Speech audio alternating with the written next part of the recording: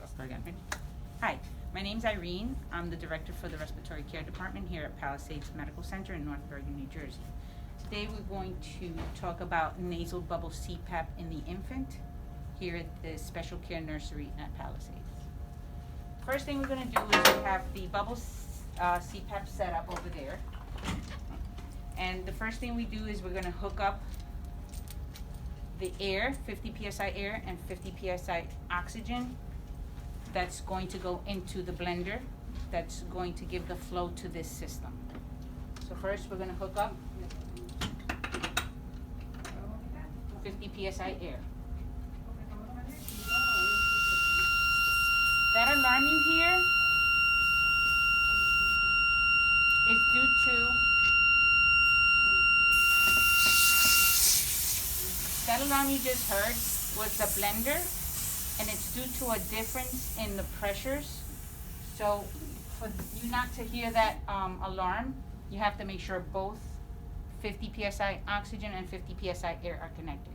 If either of those gas sources are not hooked up, or if there's a large leak where there's a large difference between the pressures, then that alarm, that beep, that read alarm will go off, and you will hear it. So that'll warn you that there's something that's not hooked up to that blender. On how to set up the bubble CPAP here at Palisades is included on the setup, and we have step-by-step instructions on how to set up the system. We already did the first part, which was attach the oxygen in the air hose, the 50 psi oxygen in air hose to the source, to the blender. Okay, and we assured that the blender alarm is working. The alarm should sound as you are attaching the first hose to the gas source, because there's a pressure differential between the two, and it should stop when the second gas source is attached to the blender. There's no longer a pressure differential. Okay, now we're going to attach one end of the oxygen tubing to the oxygen flow meter on the blender. That's this one right here. Okay. And we're going to attach the other end, okay, to this adapter that goes to the chamber. So we have one end to the flow meter and the other end to this adapter that goes to the water chamber on the heater. Okay?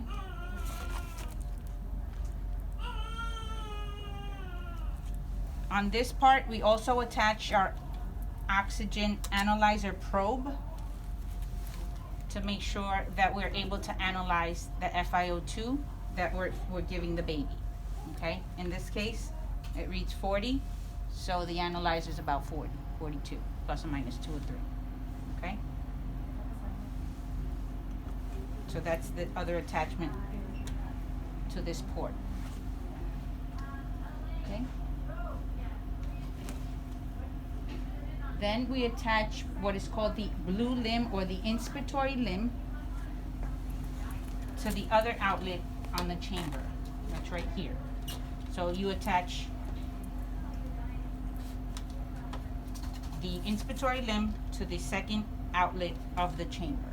Okay, that's the blue inspiratory limb. After we do that, we're going to attach the heater wire and the temperature probe. The circuit that we use for the bubble CPAP setup is a heated circuit.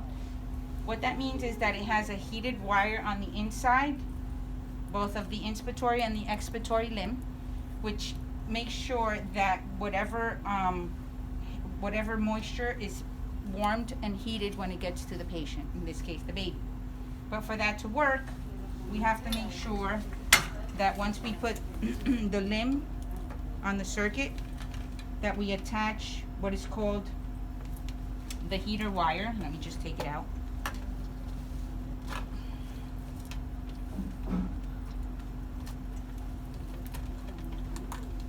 This is your heater wire that goes from the heater, the Fisher and Paykel heater. The yellow goes to the yellow, and you have to make sure it goes in and clicks in right. And it clicks in. Then you attach the 3 outlet prong to the inspiratory limb. There's a port here on the inspiratory limb where you attach the heater wire. The other end of the heater wire, that's a 2 prong connector, is going to go in your expiratory limb port, like that. Okay, so that's what's going to give energy to these heater wires so that they work and warm up the air, the mixture, the gas mixture that goes to the baby. The other thing is the temperature probe. For the heater to know what temperature it's giving the baby, it has to be able to read the temperature, and it does it through this temperature probe. Okay, same thing, blue goes into the blue port on the heater. Click. This port, this temperature probe goes into the distal, and then there's another temperature probe, the other part of the temperature probe that goes to the proximal or closer to the baby on the circuit. Okay, this is the part that's going to go closer to the baby. And everything is color coded? Yeah, pretty much, right? Blue, blue, yellow, yellow, and then the temperature probe only fits this the closer one only fits here because it has a kind of a triangular little part to it that goes into, if you see here, there's a little kind of a triangular notch, so they fit together like a puzzle. Make sure it's in there nice and tight so there's no leak. Same thing over here. This one doesn't have that little triangular part, nor there's a knot. There's no notch on the outlet there. Okay, so that's the heated wire circuit. Then the expiratory limb of the circuit is going to go on the baby bubble CPAP device. This is where we're going to dial how much CPAP pressure we're going to give the baby or administer to the baby. 1, 2, 3, 4, or 5 or more. And this is the water level that we fill the container to. Is that sterile water? Sterile water, yeah. Thank you. Okay.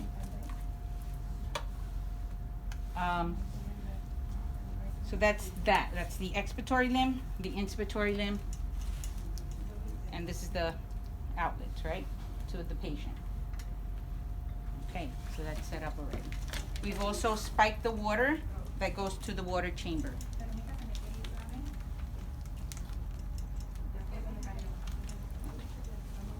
Ready to go at this point. Okay. The other part of this system is the measuring the manometer, which measures the pressure that we're administering to the baby through this system. Okay, and this is your pressure line, and it goes to the back. This is your pressure manometer, and this is your pressure line that goes to the back of the manometer. Okay, so that measures the pressure that goes to the baby. To turn on the system, obviously we get the doctor's order, which should include a CPAP level, and it should include an FiO2. The CPAP level we will dial in to the Baby Plus CPAP device. Let's say the doctor ordered 6 of CPAP. So we dial in the 6, okay? And then we turn on the flow meter to 6 liters.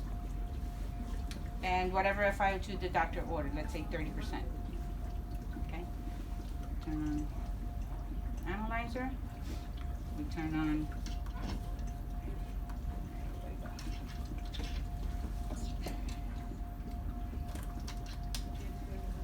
the manometer.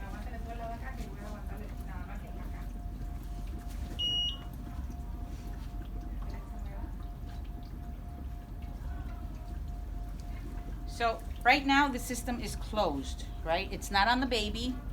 I have my Y is capped, so it's a closed system basically, right? So how do you know that you're getting what you want to administer?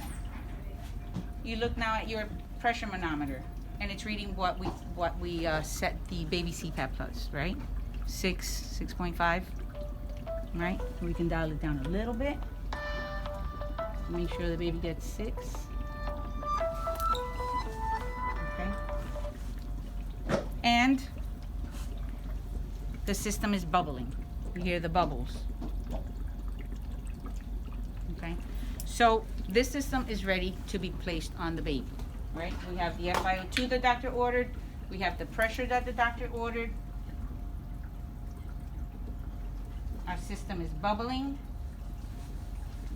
We're set. Okay? All right, very good. We've picked some prongs according to the baby's weight, and there's a chart that you can look at to make sure that you're picking the approximate size that the baby should have on. You know, babies are different, naries are different, so just make sure that once you pick your nasal prongs, they're not too tight into the baby's nose and not too loose. Can I just check? Okay, so the next part of this, now that we know that our system is working and there is no leak present, we're going to attach the nasal prongs to the circuit. How do we do that? We disconnect the Y. I use the computer. Yeah. We take that off. As soon as we did that, the bubble stopped. Why does the bubbling stop? Because there's a leak in the system. Okay? So we have the inspiratory limb and the expiratory limb, and we're going to attach it to the nasal prongs. But they don't fit, right? So what do? We use, and the alarm goes off because the manometer detects that there's a low pressure. So we're just going to turn this off for now.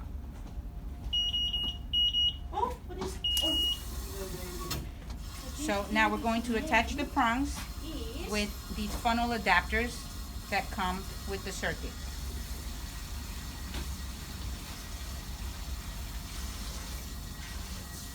Now, before you put that together, we want to make sure that there's no twisting or kinking of the circuit, because we don't want that to pull on the baby once it's on. Okay? So we're going to put this on the baby.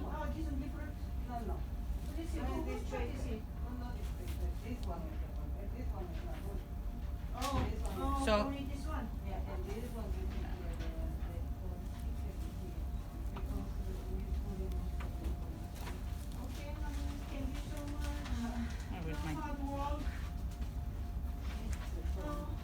okay, with the funnel adapters, we attach the prongs, and there's a little bit of an issue because we have a leak here, right? We have a hole, a port that's not covered. So we can put our pressure line there,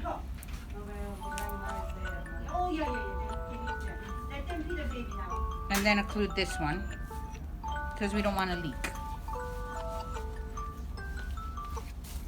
Okay, and now we have, the system is set, right? And you can also check to see if this is a good tight system.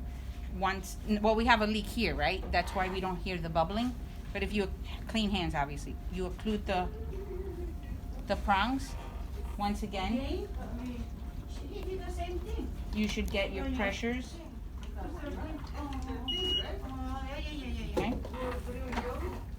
So you can check it once again before you put it on the baby to make sure that you're getting the pressures that the doctor ordered, and the system is bubbling, right? Once you have that, you can kind of put the prongs on the baby. Obviously, you have to put the cannulate. The nurse does the cannulate. Do you want to go over that? So, when you open your prong system, it explains to you how how to set up the prongs. Okay. So they also include some Velcro that you can wrap around the limb and put on the little hat so that the circuits don't go all over the place, okay? Here, you also get your suggestions for the cannula selection, depending on the baby's weight. They tell you what cannula size is suggested for that baby. Okay, that comes with the nasal prongs system. Never throw any of these away. You never know when you'll need it. So, once we already showed you, right? Once we put the funnel to the expiratory and the inspiratory end of the circuit, now we can put the prongs, connect the prongs to the circuit. And we already showed you how to check for the pressures. Oh, God. Okay, sorry about that.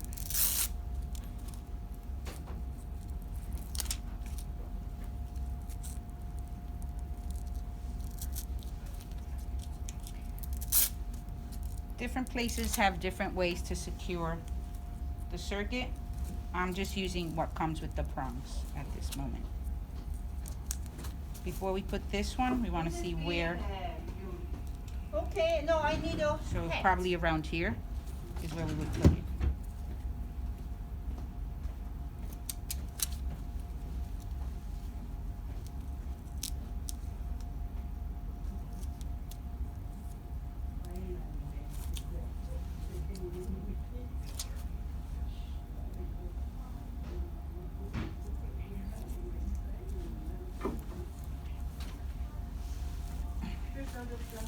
What they use here also to protect the skin is the cannulate.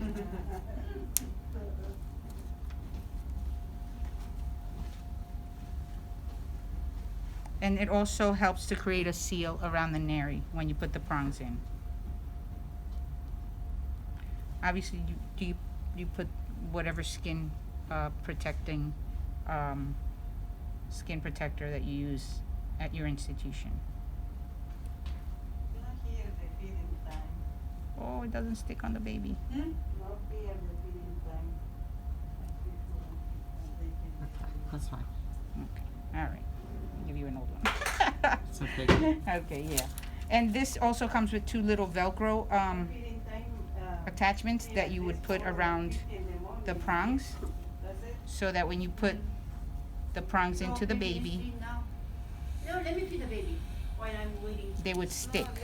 No, because baby's spitting out. I want to make sure. You go, your lunch break, honey. And when I'm done, I'm going for the first one. Okay? Thank you so much. Oh, it doesn't stick.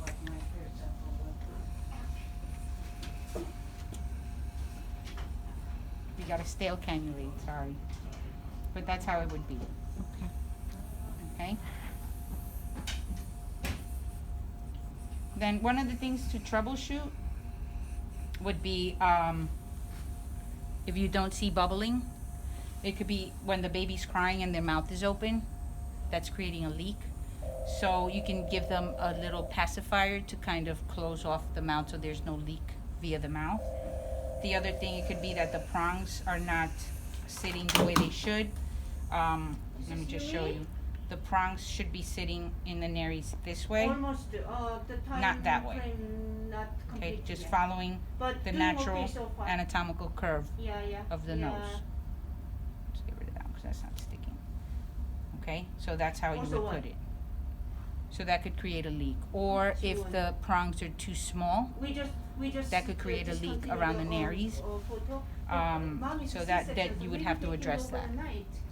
So anytime you don't hear the bubbling, you have to check to make sure there aren't any leaks. Okay, and it could be in the circuit or it could be in, the Oh baby. yeah, 2.0, Okay. 2.4. stop. Okay, let me talk